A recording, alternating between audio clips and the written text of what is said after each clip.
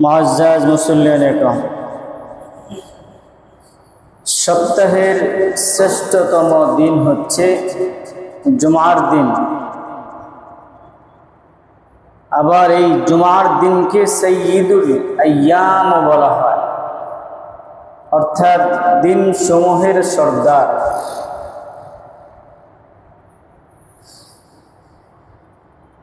হাদিসের কিতাব সমূহের মধ্যে সবচেয়ে শ্রেষ্ঠতম কিতাব হচ্ছে বুখারী শরীফ, দ্বিতীয় নম্বরে হচ্ছে মুসলিম শরীফ। মুসলিম শরীফে বর্ণিত হয়েছে, হযরত আবু হুরায়রা রাদিয়াল্লাহু তাআলা আনহু বলেন, সূর্য উদিত হওয়ার দিন সমূহের মধ্যে সবচেয়ে শ্রেষ্ঠতম দিন হচ্ছে জুমার দিন। সুবহানাল্লাহ। এবং এই দিনেই হযরত আদম আলাইহিস সালামকে সৃষ্টি করেছিলেন এবং এই জুমার দিনেই হযরত আদম আলাইহিস সালাতু ওয়াস সালামকে জান্নাতে প্রবেশ করিয়েছিলেন। সুবহানাল্লাহ। হাদিসের অন্যতম আরেকটি গুরুত্বপূর্ণ কিতাব ইবনে মাজাহ শরীফ। এই কিতাবে এক হাদিস বর্ণিত হয়েছে, রাসূল সাল্লাল্লাহু আলাইহি ওয়াসাল্লাম বলেন, দিবস সমূহের মধ্যে জুমার দিন হচ্ছে সবচেয়ে বেশি আল্লাহ তাআলার কাছে শ্রেষ্ঠ এবং সম্মানিত। সুবহানাল্লাহ। এছাড়াও জুমআ এই নামে পবিত্র কালামে পাক কোরআনুল কারীমের মধ্যে একটি সূরা আছে, যে সূরার নাম হচ্ছে সূরাতুল জুমআ। সূরাতুল জুমআ। জুমআ শব্দের শাব্দিক অর্থ হচ্ছে একত্রিত হওয়া, সমন্বিত হওয়া। যেহেতু জুমার দিন অন্যান্য দিনের তুলনায়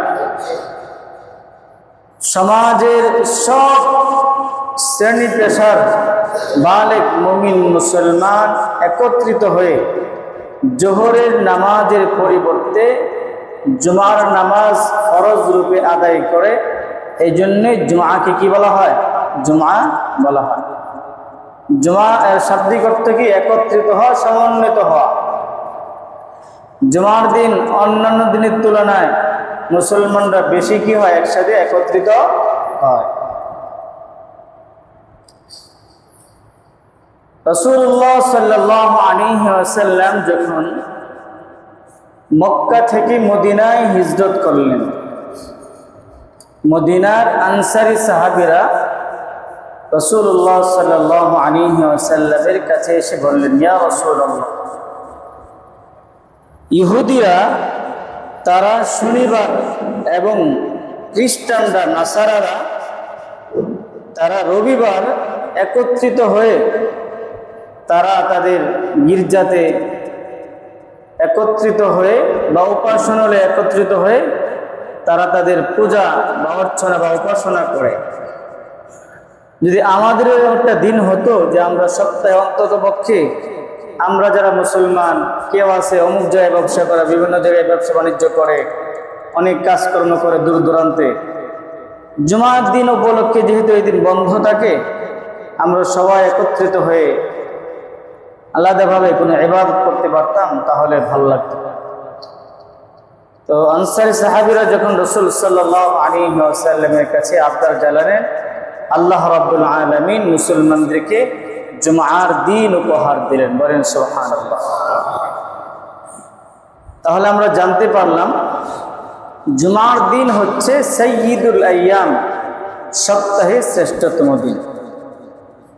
জুমার দিন আল্লাহ তাআলার কাছে দিন সমূহের মধ্যে সবচেয়ে বেশি শ্রেষ্ঠ এবং সম্মানিত।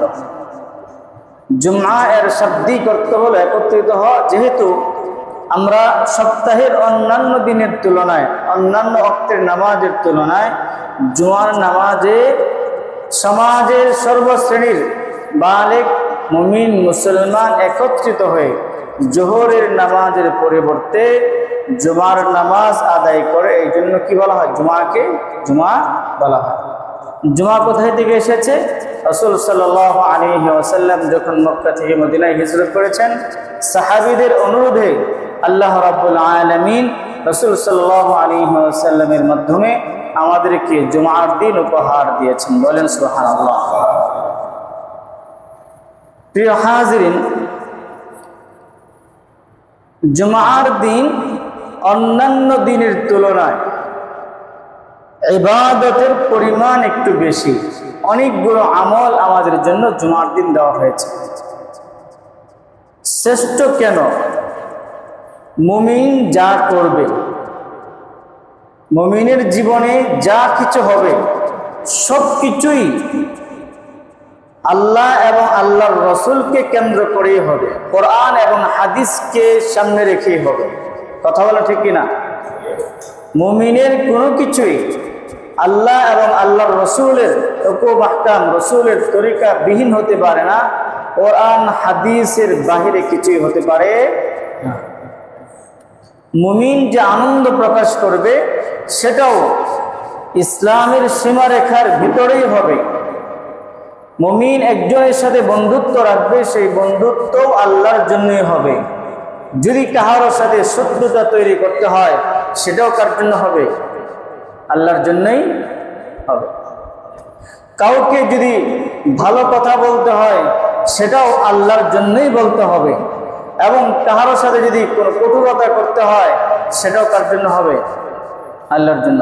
এজন্য হাদিসে আসছে, কোনো ব্যক্তি যদি নিজের ব্যক্তিগত কারণ, কোনো ব্যক্তি যদি নিজের ব্যক্তিগত কারণে অন্য কোনো মুসলমানের সাথে 3 দিনের বেশি কথা না বলে, তাহলে এই ব্যক্তির কোনো আমল আল্লাহ তাআলার কাছে কবুল হয় না। বলেন সুবহানাল্লাহ। এটা হলো ইসলামের নিয়ম নীতি। তাহলে আমাদের পরস্পরের মাঝে যদি কোনো ঝগড়াঝাটি হয়, মনোমালিন্য হয়, শত্রুতা হয়, দূরত্ব তৈরি হয়, সেটাও কার জন্য হতে হবে? আর যদি নিজেদের মধ্যে হয়, তাহলে আল্লাহ রাব্বুল আলামিন কোরআনুল কারীমের মধ্যে বলেন, والذين ينفقون في السراء والضراء والكاظمين الغيظ والعافين عن الناس والله يحب المحسنين। মুমিন মুসলমানের বিশেষ একটা গুণ হলো তারা গোপনেও দান করে, প্রকাশ্যেও কি করে?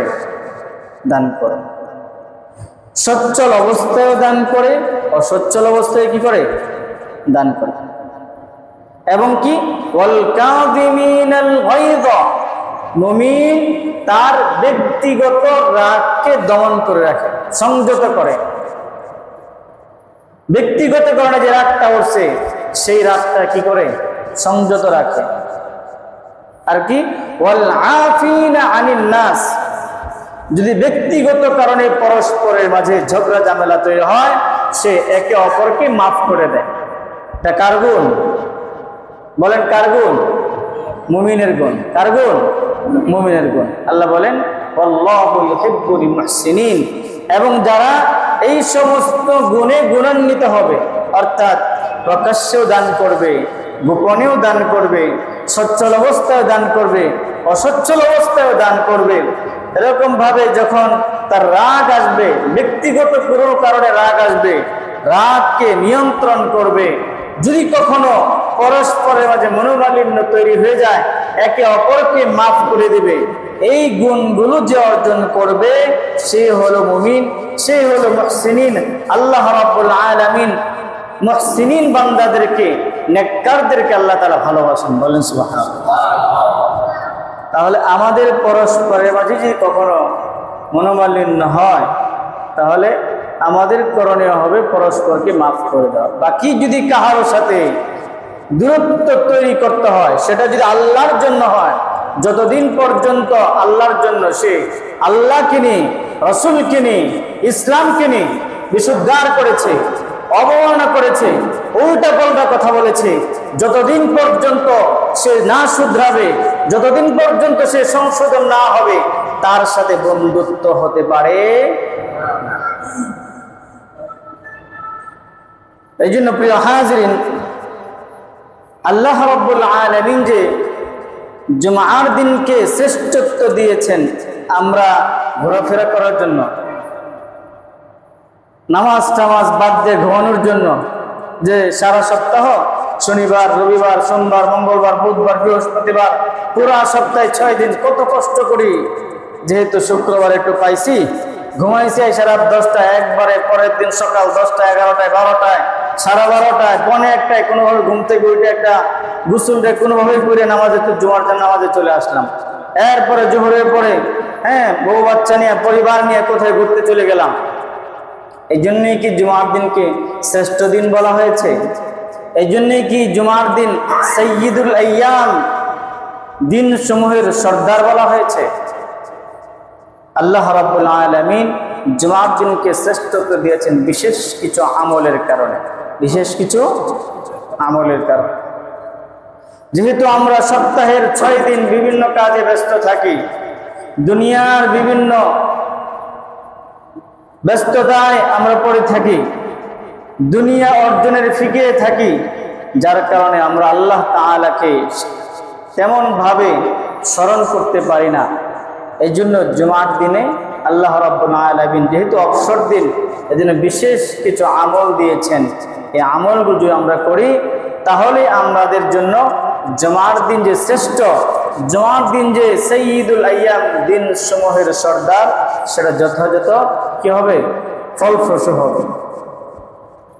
জুমার দিনের প্রথম নম্বর যে আমল সেটা হলো জুমার নামাজের আজান শোনার সাথে সাথেই মসজিদে চলে আসা। আল্লাহ রাব্বুল আলামিন কুরআনুল কারীমের 28 নম্বর পারার সূরাতুল জুমার মধ্যে ইরশাদ করেন, ইয়া আইয়ুহাল্লাযীনা আমানু ইযা নুদিয়া লিস-সালাতি মিন ইয়াউমিল জুমআতি ফাসআউ ইলা যিকরিল্লাহ وذروا البيع ذلكم خير لكم إن كنتم تعلمون।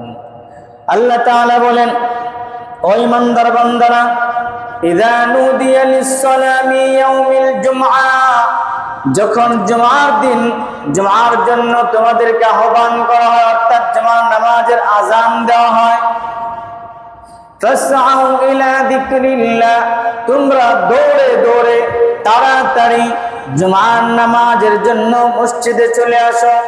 ওয়াদারুল বাই, এবং দুনিয়ার যত কিছু আছে ব্যবসা বাণিজ্য সহ সব কিছুকে তোমরা ছেড়ে দাও, তাড়াতাড়ি দৌড়ে দৌড়ে মসজিদের দিকে চলে আসো। তাহলে জুমার দিনের বিশেষ একটা আমল হলো জুমার নামাজের জন্য যখন আহ্বান করা হয়, আজান দেওয়া হয়, তাড়াতাড়ি মসজিদের দিকে চলে আসা একটা। দ্বিতীয় নম্বর হলো ওয়াদারুল বাই, এবং তোমরা সব ধরনের ব্যবসা বাণিজ্য ছেড়ে দাও। ক্ষেত কামারে কাজ করতেছো সেগুলো ছেড়ে দাও, নিজের ব্যক্তিগত কাজে লিপ্ত আছো সেগুলো ছেড়ে দাও, সব কিছু ছেড়ে তাড়াতাড়ি মসজিদের দিকে জুমার নামাজ আদায়ের জন্য চলে আসে। এই জন্য মাসআলা হলো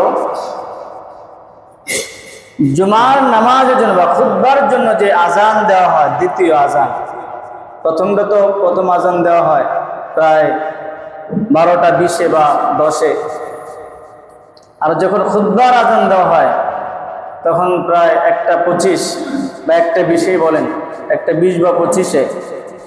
দ্বিতীয় জুমার নামাজের দ্বিতীয় আজান, খুতবার আজান দেওয়া শুরু থেকে নিয়ে একবারে সালাম ফেরানো পর্যন্ত কোনো ধরনের ব্যবসা বাণিজ্য করা যাবে না। সব ধরনের ব্যবসা বাণিজ্য সম্পূর্ণরূপে হারাম, সম্পূর্ণরূপে। আল্লাহ তাআলা বলছেন ওয়াদারুল বাই। কুরআনুল কারীমের মধ্যে আল্লাহ তাআলা যে কোনো নেক আমল করার প্রতি নির্দেশ দিয়েছেন, এটা করো, আদেশ করেছেন, তাহলে সেটা হচ্ছে ফরজ।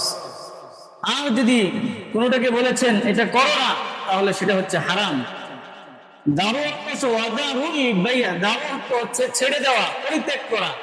তোমরা সব ধরনের ব্যবসা বাণিজ্য ব্যক্তিগত কাজকর্ম ছেড়ে দাও, মানে আল্লাহ তাআলা আদেশ করতেছেন। তাহলে এরপরেও কেউ যদি খুতবার আজান হয়ে গেছে, দ্বিতীয় আজান হয়ে গেছে, এখনো মনে করেন কেউ কোন একটা জিনিস বিক্রি করলো, ক্রয় বিক্রয় করলো, একজন কিনলো আরেকজন বিক্রি করলো, যে কিনলো সেও হারাম কাজ করলো, যে বিক্রি করলো সেও কি করলো, হারাম কাজ। এটা হচ্ছে মাসআলা। জুমার নামাজের দ্বিতীয় খুতবা, দ্বিতীয় খুতবার যে আজান আল্লাহু আকবার আল্লাহু আকবার, এটা বলার সাথে সাথে ইমাম সাহেব যে নামাজ পড়াবেন দ্বিতীয় সালাম আসসালামু আলাইকুম ওয়া রাহমাতুল্লাহ বলা পর্যন্ত সব ধরনের ব্যবসা বাণিজ্য কি হারাম। এই জন্য আমরা যারা মুসল্লি আছি আমরা নিজেরাও এটা টুপি নাই, আচ্ছা খুতবা পড়া হইতেছে এখন তো এটা টুপি কিনে নিয়ে আসি, তাহলে টুপি পড়া তো সুন্নত, কিন্তু আপনি তো ফরজ করে ফেললেন, হারাম করে ফেললেন। যেরকম ভাবে প্রিয় হাজির, 3 সময় নামাজ পড়া কি হারাম, 3 সময় নামাজ পড়া কি হারাম। অনেকের খেয়ালও থাকে না, ঘুম থেকে উঠছে তাড়াতাড়ি নামাজে দাঁড়ায় গেছে, যে সময় নামাজে দাঁড়ালেন এটা কি হারাম সময় কিনা সেটাও জানেন, মানে উনি বড় নামাজি। এখন কেউ যদি, আল্লাহ বলছেন এই 3 সময় নামাজ পড়া যাবে না, সূর্যোদয়ের সময়, সূর্য যখন ঠিক মাথার উপরে থাকে, সূর্য যখন অস্ত যায়, এই 3 সময় নামাজ পড়া কি হারাম। এখন কেউ আইসা মনে করেন ফজরের সময় ঘুম থেকে উঠছে, উঠার পরে মনে করেন কোনো দিকে তাকানো নাই, ওযু করে নামাজে দাঁড়ায় গেছে, অথচ তখন কিন্তু হারাম সময় যাচ্ছে। 9 মিনিট 10 মিনিট 12 মিনিট 17 মিনিট ইখতিলাফ আছে, সর্বনিম্ন 9 মিনিট পর্যন্ত কথা আছে যে সূর্য উদয় হওয়ার পর থেকে নিয়ে 9 মিনিট নামাজ পড়া যাবে না, অথবা কেউ বলছেন 12 মিনিট 17 মিনিট পর্যন্ত আছে নামাজ পড়া নিষেধ। এখন আপনি যদি নামাজে দাঁড়ায় গেলেন, জানলেন না একবারও, জানবেন কি করে? নামাজ রক্ত সম্পর্কে কোনো ধারণাই নেই, নামাজের যে নির্ধারিত সময় আছে এটা অনেকে জানে না, মনে করো যখন মন চায় তখন পড়লো, যখন মন চায় পড়লো না। তো আল্লাহ তাআলা বলছেন ইন্নাস সালাতা কানাত আলাল মুমিনিনা কিতাবাম মাওকুতা, আল্লাহ যে বলছেন তোমরা সময় মতো নামাজ পড়ো, এটা কেন বললেন? সময় মতো না হলে তো কাজা হয়ে যায়। এই জন্য প্রিয় হাজিরিন, আমি প্রায় বলি যে সকলের ঘরে অন্তত পক্ষে একটা নামাজের চিরস্থায়ী ক্যালেন্ডার থাকা দরকার। সময় মতো নামাজ আদায় করা আমাদের জন্য যেরকম জরুরি, আমাদের ঘরের মহিলাদের জন্য সময় মতো নামাজ আদায় করা কি, ওনারাও যদি হারাম অর্থে যে 3 সময় নামাজ পড়া হারাম, ওনারা যদি নামাজ শুরু করে দেয় নামাজ হবে? বলেন নামাজ হবে? উনি তো জানে না, কারণ উনি তো ক্যালেন্ডার নাই, জানবে কি করে? এই সমস্ত তাদেরকে বুঝাইতে হবে, বলতে হবে। আর না হয়তো এখন মোবাইলে যথেষ্ট পরিমাণ অ্যাপস আছে, এখানে আপনার প্রতিদিন আপডেট হচ্ছে, নামাজের সময় আপডেট হচ্ছে, আপনি দেখে নিলেন মুসলিম বাংলা একটা অ্যাপস আছে, এখানে আপনার প্রতিদিন নামাজের সময় আপনার আপডেট হচ্ছে, আপনি দেখতে পারেন আজকে আসরের নামাজ কতটুকু সময়, হারাম কতটুকু সময়, আজকে ফজরের নামাজ কতটা থেকে কতটা পর্যন্ত, এবং সূর্যোদয় কতটুকু সময়, কোন সময় নামাজ পড়া হারাম এখানে লেখা আছে। এই জন্য এই বিষয়গুলো আমাদের জানা কিন্তু অত্যন্ত জরুরি। আমরা যারা নামাজি, আমরা যারা 5 ওয়াক্ত নামাজ পড়ি, আমরাও অনেক সময় ভুল করে ফেলি। আবার অনেকেই দেখবেন নামাজের সময় এসে হারাম অক্তে এসে নামাজ শুরু করে দিছে, বললে আর নামাজও ছাড়ে না, না নামাজ ছেড়ে দিব। আরে আপনি যে নামাজ পড়তেছে হারাম সময়, নামাজে তো কি হবে না? কেউ যদি হারাম সময় নামাজ পড়ে নামাজ হবে? কথা বলে নামাজ হবে? এই জন্য এই বিষয়ে আমাদেরকে অবশ্যই সচেতন থাকতে হবে, সতর্ক থাকতে হবে। সবার ঘরে ঘরে অবশ্যই নামাজের জন্য একটা চিরস্থায়ী ক্যালেন্ডার থেকে অনেক রকমের আপনার ব্যানার, অমুকটা তমুকটা, লা ইলাহা ইল্লাল্লাহ, আল্লাহু মুহাম্মাদুন, এটা সেটা অমুকটা আমরা টানা রাখছি, যেগুলো আমার কোন কাজে আসতেছে। আমার জন্য দরকারি হলো চিরস্থায়ী ক্যালেন্ডার, নামাজটা যেন সময় মতো আদায়। আল্লাহ তাআলা বুঝদান করেন, সকলে বলুন আমিন। বলছিলাম যে আমরা অনেক সময় আমরা সুন্নত পালন করতে গিয়ে ফরজ তরক হয়ে যায়। এখন জুমার নামাজের দ্বিতীয় খুতবার আজান হয়ে গেছে, আমরা আসলাম দৌড়ে, কোনোভাবে আসলাম, আইসা খুতবার মধ্যে শরীক হইলাম, মাথায় টুপি টুপির পকেটে টাকাটা ছিল, এখান থেকে 10 টাকা দামের 20 টাকা টুপি কিনলেন, আমার চলে আসলাম। আমি যে টুপিটা কিনলাম কোন সময় কিনলাম? যে সময়ে ক্রয় বিক্রয় সম্পূর্ণরূপে কি হারাম। আল্লাহ বলেছেন যে প্রথম দ্বিতীয় খুতবার আজান হওয়া থেকে নিয়ে সালাম ফেরানো পর্যন্ত সব রকমের ব্যবসা বাণিজ্য হারাম। তাহলে জুমার দিনের বিশেষ একটা আমল হলো জুমার নামাজের জন্য তাড়াতাড়ি মসজিদের দিকে চলে আসে। হাদিসের মধ্যে আসছে রাসূলুল্লাহ সাল্লাল্লাহু আলাইহি ওয়াসাল্লাম বলেন, কেউ যদি জুমার দিন ভালোভাবে গোসল করে, উত্তম পোশাক পরিধান করে, সুগন্ধি ব্যবহার করে, এরপরে জুমার নামাজের জন্য তাড়াতাড়ি আসে এবং অন্য কোনো মুসল্লিদের গায়ের উপর টপকে না আসে, নির্ধারিত যে নামাজগুলো আছে সেই সকল নামাজগুলো পড়ে এবং খুতবা অর্থাৎ দ্বিতীয় আজান থেকে নিয়ে খুতবা সে খুব ভালো করে শুনে, কোনো ধরনের কথাবার্তা না বলে, তাহলে এই আমলগুলো তার গত জমা থেকে নিয়ে এই জমা পর্যন্ত সকল সগীরা গুনাহের মাফের কারণ হবে। বলেন সুবহানাল্লাহ। তাহলে এখানে প্রথম নম্বর যে আমল বলা হয়েছে সেটা হলো ভালোভাবে গোসল করা। ভালোভাবে, এটা বলেনি গোসল করা, বলেছেন ভালোভাবে গোসল করা। এখন কেউ যদি সে মনে করতেছে, ঘড়ি দেখতেছে কখন নামাজ শুরু হবে, তাড়াহুড়া করে কোনোভাবে গোসলটা করে চলে আসবে, দেখতেছে হুজুর বয়ান করতেছে 12টা 30 বা 25 বয়ান শুরু হয়েছে, 1টা 10 পর্যন্ত বয়ান হবে, এরপরে সুন্নত হবে, যাক উনি 1টা 15 গোসলে ঢুকছে, ঢুকে তাড়াহুড়া করে কোনোভাবে গোসল করে চলে আসছে। তাহলে এই গোসলটা কি ভালোভাবে হয়েছে? বলেন ভালোভাবে হয়েছে? যে কোনো কাজ ভালোভাবে করতে হলে ধীরস্থিরতার সাথে করতে হয়, সময় নিয়ে করতে হয়, তাহলে কি হয়? ভালোভাবে হয়। দ্বিতীয় নম্বর হলো ভালো উত্তম পোশাক পরিধান করে। এখন আমরা বলি মসজিদে আসার পোশাক কি, ইউনিফর্ম কি? এখন তো স্কুল কলেজ মাদ্রাসাগুলোর নির্দিষ্ট ইউনিফর্ম আছে, তাহলে মসজিদের কোনো আলাদা পোশাক নাই বা আলাদা কোনো পোশাক নাই? মসজিদে আসার পোশাক কি? মসজিদে আসার পোশাক হলো আপনি যে কোনো একটা অনুষ্ঠানে যাওয়ার জন্য যেই পোশাক পরিধান করেন, মসজিদে আসারও পোশাক সেটাই। কারণ আপনি কোথাও বেড়াতে গেছেন, আপনি ওখানে বেড়াতে মেহমান, ঠিক এরকম ভাবে যখন কোনো মুমিন, কোনো মুসলমান সে মসজিদে আসে, সেও আল্লাহ তাআলার ঘরের মেহমান। বলেন সুবহানাল্লাহ। এজন্য আল্লাহ রাব্বুল আলামিন ফেরেশতাদেরকে সম্বোধন করে বলেন, যারা মসজিদে আসে এরা হলো আমার মেহমান, সুতরাং তোমরা তাদের যথাযথ কদর করবে। এই হাদিসের মধ্যে আসছে, যখন কোনো মুসলমান জুমার দিন কোনো মুসল্লি সর্বপ্রথম জুমার নামাজের জন্য আসবে, আল্লাহ রাব্বুল আলামিন তাকে একটি তরু তাজা উট কুরবানি করার সাবধান করবেন। একটা উটের দাম কত? দ্বিতীয় নম্বরে যে আসবে, আল্লাহ তাআলা তাকে একটি তরু তাজা মোটা তাজা গরু কুরবানি করার সাবধান করবেন। তৃতীয় নম্বরে যে আসবে, আল্লাহ রাব্বুল আলামিন তাকে একটা মুরগি সদকা করার সাবধান করবেন। এরপর যে আসবে, তাকে একটা ডিম সদকা করার সাবধান করবেন। এই পর্যন্ত সিরিয়াল শেষ, এরপর আর কোনো কি নাই, সিরিয়াল। কিন্তু প্রিয় হাজিরিন, এই আসার সময়টা কতটুকু?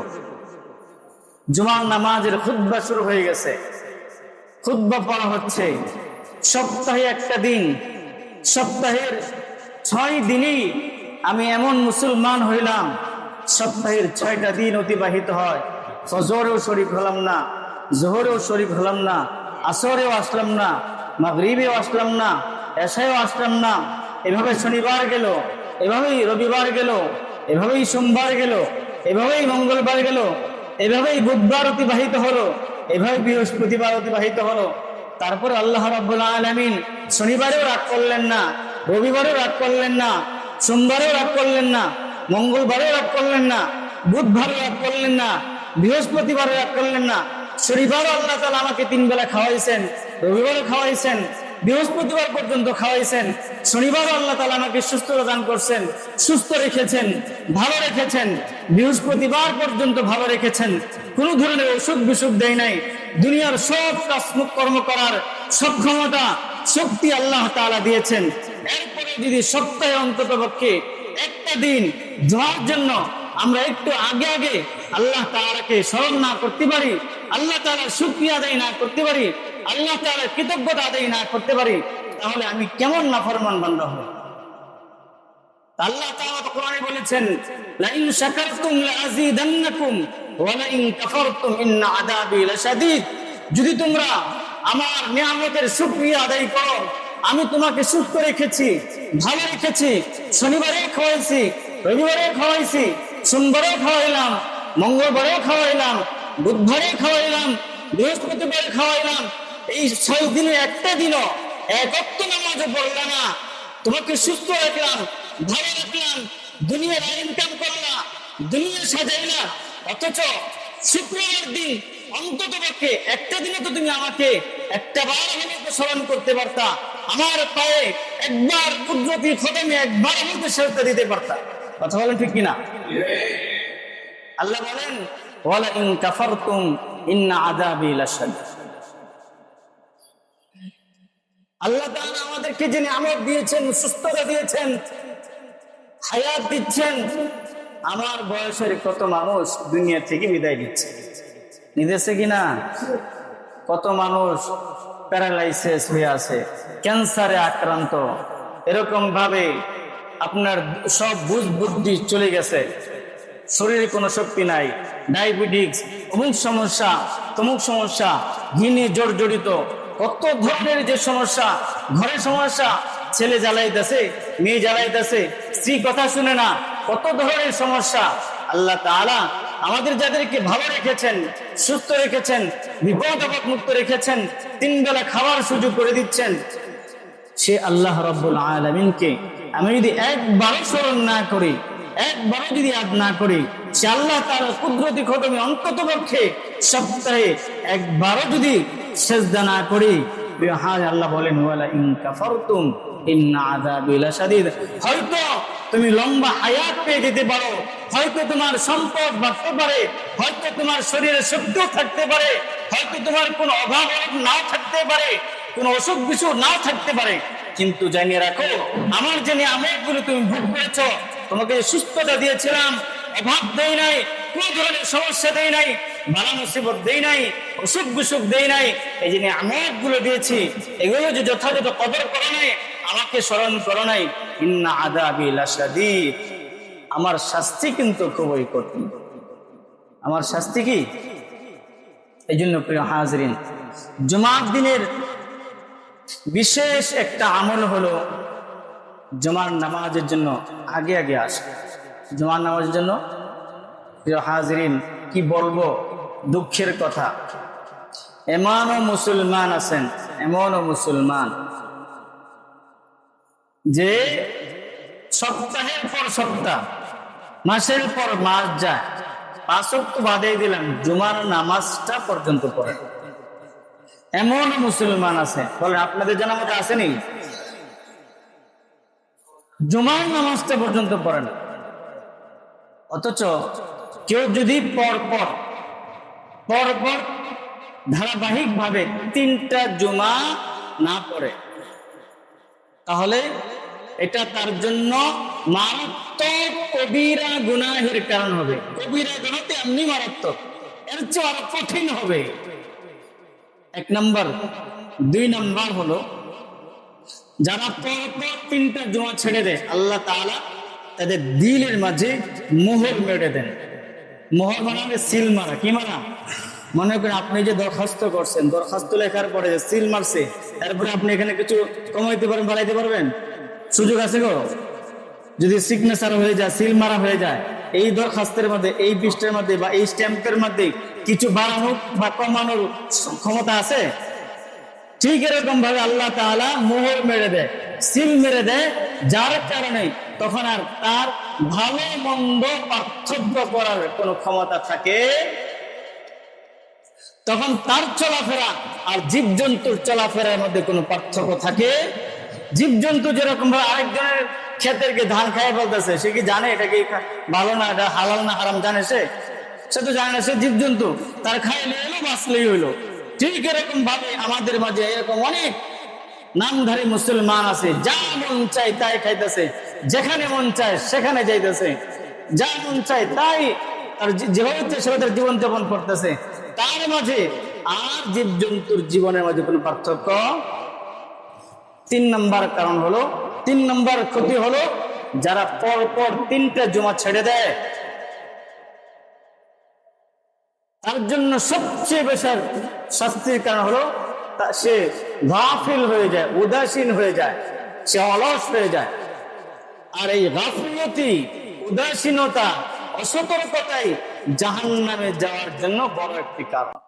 আল্লাহ তাআলা কোরআনে বলছেন, وَلَقَدْ ذَرَأْنَا لِجَهَنَّمَ كَثِيرًا مِنَ الْجِنِّ وَالْإِنسِ لَهُمْ قُلُوبٌ لَّا يَفْقَهُونَ بِهَا وَلَهُمْ أَعْيُنٌ لَّا يُبْصِرُونَ بِهَا وَلَهُمْ آذَانٌ لَّا يَسْمَعُونَ بِهَا أُولَٰئِكَ كَالْأَنْعَامِ بَلْ هُمْ أَضَلُّ أُولَٰئِكَ هُمُ الْغَافِلُونَ।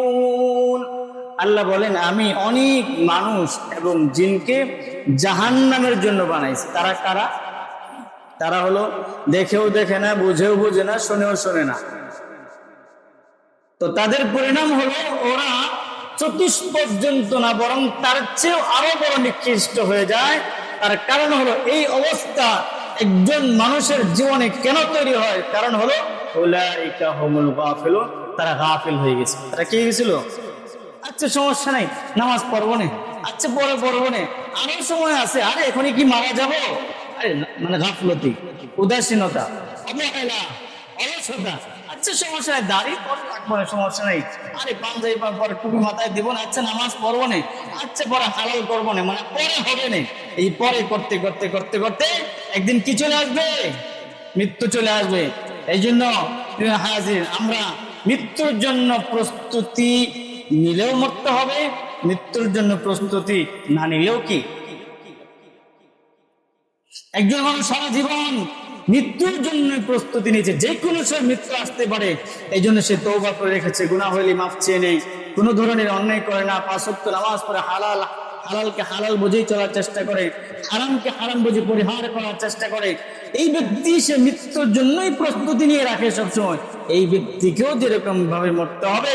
আর একজন গাফেল যেভাবে মন চায় সেভাবে তার জীবন যাপন করতে, যা মন চাই তা করতে, যা মন চাই তাই বলতেছে, যা মন চাই তাই দেখতেছে, যা মন চাই তাই খাইতেছে, যা মন চাই তাই শুনতেছে, তার মৃত্যুর সামান্য পরিমাণও কোনো প্রস্তুতি নেই। তাকেও মরতে হবে কিনা? বলেন, তাকে মরতে হবে কিনা? মরতে হবে। এই জন্য প্রিয় হাজিরিন, গাফলতি অনেক বড় একটা রোগ। আর এই রোগটা তৈরি হয় পরপর 3টা জুমাকেও যদি ছেড়ে দেয়। অন্তত পক্ষে সারা সপ্তাহ আল্লাহ তাআলাকে তেমন স্মরণ করতে পারি নাই, জুমার নামাজটাও যদি না পড়ি, আমি কোন লেভেলের, কোন তরিকার, কোন অবস্থানের একজন মুসলমান হইলাম? আমাকে নাম্বারটা কিভাবে দিবে যে আমি মুসলমান? আমি নিজে পরিচয় দিলে হবে? তাহলে 1 নম্বর আমল হলো জুমার দিন আগে আগে মসজিদে আসে। জুমার ছাড়া তো কোনো সুযোগই নাই, বরঞ্চ কোরআনের নির্দেশনা হলো ফাসআউ ইলা যিকরিল্লাহ। জুমার জন্য যখনই আজান দেওয়া হয়, আহ্বান করা হয়, তোমরা তাড়াতাড়ি দৌড়ে দৌড়ে জুমার জন্য মসজিদের দিকে চলে আসো। 2 নম্বর হলো পোশাক, উত্তম পোশাক পরিধান করা। প্রিয় হাজিরিন, মসজিদে আসলেই আমাদের যত পুরাতন কাপড় চোপড় আছে, যত অগোছালো কাপড় চোপড় আছে, সেগুলো পরে আমরা মসজিদে আসি। অথচ হাদিসে রাসূল বলছেন, কেউ যদি ভালোভাবে গোসল করে উত্তম, নতুন বলে নেই, কি বলছেন? উত্তম পোশাক। আপনার ঘরে যে উত্তম পোশাকটা আছে ভালো করে ধুইয়া ইস্ত্রি করে না করে পরিষ্কার পরিচ্ছন্ন যেন বোঝা যায় উত্তম পরিধান করে আপনি জুমার দিন যদি আসেন, একটু আতর, কত সেন্ট আর কত কিছু আমরা শত শত হাজার হাজার টাকাতে কিনি, কোনোটাই সুন্নত আদায় হয় না। কিন্তু আমরা যে আতর ব্যবহার করি, আতর লাগাইলে সুন্নত আদায় হয়, সেন্টও হয়। বলেন সুবহানাল্লাহ। কেউ যদি ভালোভাবে গোসল করে উত্তম পোশাক পরিধান করে এবং আতর মাখিয়ে আসে মসজিদে, আগে আগে আসে, কাউকে কষ্ট না দিয়ে সামনে আসে, সামনে যদি না আসে এবং খুতবার সময় কোনো ধরনের কথাবার্তা না বলে চুপচাপ থাকে, তাহলে এটা তার জন্য গত জুমা থেকে এই জুমা পর্যন্ত যত সগীরা করা হয়েছে আল্লাহ তাআলা মাফ করে দেবে। এই জন্য আমাদের ঘরে যে উত্তম পোশাকটা আছে, আজকে যদি আমাকে বিয়ের দাওয়াত দেয়, কোনো জায়গায় বিয়ে যেতে হবে বা অমুক জায়গায় অনুষ্ঠান আছে যাইতে হবে, তখন আমরা ঘরে উত্তম পোশাকটা সুন্দরভাবে পরে আসি। অনেকেই যে একটা পাঞ্জাবি কিনছিল আর একটা পায়জামা কিনছিল, ওটা রেখে দিয়েছে।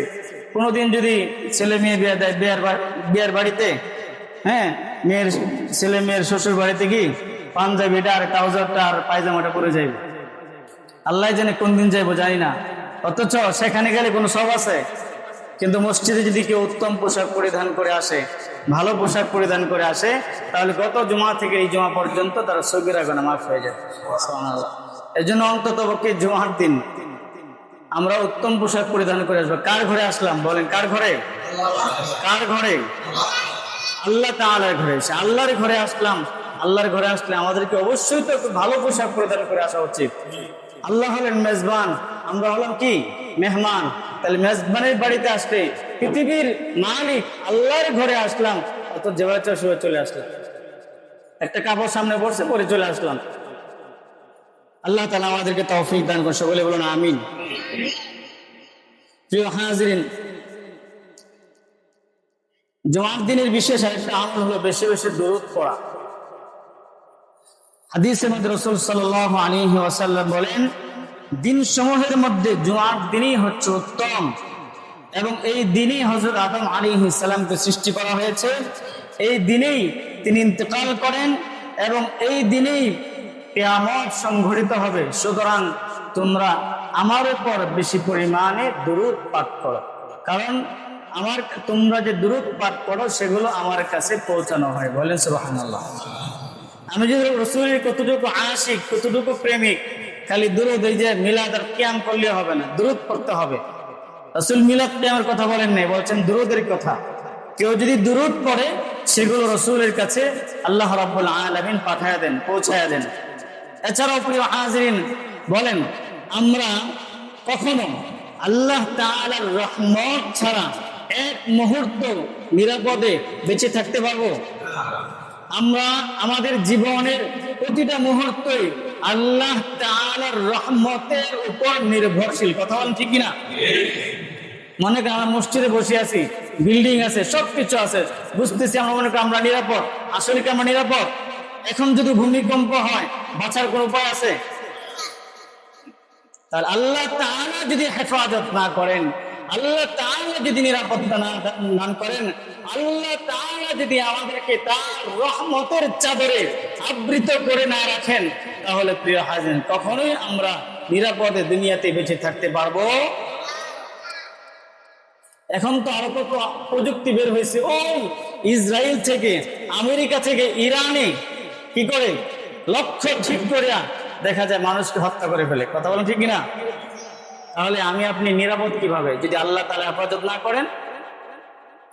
এই জন্য প্রিয় হাজির, হাদিসের মধ্যে আসছে কেউ যদি রাসূলের উপর একবার দরুদ পাঠ করে সাল্লাল্লাহু আলাইহি ওয়াসাল্লাম, সবাই বলেন সাল্লাল্লাহু আলাইহি ওয়াসাল্লাম, তো আল্লাহ তাআলা ওই ব্যক্তির উপর 10 বার রহমত নাজিল করেন, যেই রহমত ছাড়া আমরা এক মুহূর্তেও নিরাপদে দুনিয়াতে বাঁচতে পারবো। এই জন্য বেশি পরিমাণে রাসূলের উপর কি করা? দরুদ শরীফ পাঠ করা। আচ্ছা, আরেকটি বিষয় হলো, আমার কাছে যদি আমার সন্তানের প্রশংসা করে, আপনার ছেলেটা খুব ভালো, অনেক ভদ্র, নম্র, ভদ্র, কত সুন্দর কথা বলে, ভালো লাগে কিনা? তো আল্লাহ তাআলার কাছে সবচেয়ে প্রিয় হলেন আমাদের নবী বিশ্বনবী রাসূলুল্লাহ সাল্লাল্লাহু আলাইহি ওয়াসাল্লাম যখন তার সবচেয়ে প্রিয় ব্যক্তি মুহাম্মদ সাল্লাল্লাহু আলাইহি ওয়াসাল্লামের উপর কেউ দুরূদ পড়ে, আল্লাহ তাআলা খুশি হইয়া সাথে সাথে ওই ব্যক্তির উপর 10 বার রহমত নাযিল করে। এজন্য সব সময় বেশি পরিমাণে কি করা, দুরূদ শরীফ পাঠ করা, বিশেষ করে জুমার দিন দুরূদ শরীফ পাঠ করা, সূরা কাহফ তেলাওয়াত করা। এছাড়াও জুমার দিন দোয়া কবুলের একটা বিশেষ মুহূর্ত আছে, বিশেষ করে আসরের পর থেকে নিয়ে মাগরিব পর্যন্ত দোয়া কবুল হয়। এটা হাদিসের মধ্যে আসছে, এই সময় দোয়া করলে দোয়া কবুল হয়। আমাদের জীবনে অনেক পেরেশানি আছে, অনেক চাওয়া পাওয়া আছে, অনেক নেক স্বপ্নগুলো আছে, এইগুলো আল্লাহ তাআলার কাছে বলা। আল্লাহ তাআলা চাইলে আমাদের স্বপ্নগুলো, আমাদের আশা আকাঙ্ক্ষাগুলো পূরণ করতে পারেন। বলেন ঠিক কিনা? এই জন্য যা চাওয়ার কার কাছে চাইতে হবে? জুমার দিন আসর পর থেকে মাগরিব পর্যন্ত দোয়া কবুল হয়। অবশ্যই আমরা আল্লাহ তাআলার কাছে দোয়া করার চেষ্টা করব ইনশাআল্লাহ। আমরা জুমার দিনের যথাযথ কদর করার চেষ্টা করব, আমলের মধ্যে থাকার চেষ্টা করব, কেউ গাফিল হব না। জুমার দিন ঘোরাফেরার দিনও নয়, জুমার দিন এটা ঘুমানোর দিনও নয়। জুমার দিন হলো আমলের দিন, জুমার দিন দুরূদ শরীফের আমলের দিন, জুমার দিন সূরা কাহফ তেলাওয়াত করার দিন, জুমার দিন আগে আগে মসজিদে আসার দিন, জুমার দিন বেশি বেশি দোয়া করার দিন। আল্লাহ রাব্বুল আলামিন আমাদেরকে তৌফিক দান করুন, সকলে বলুন আমিন।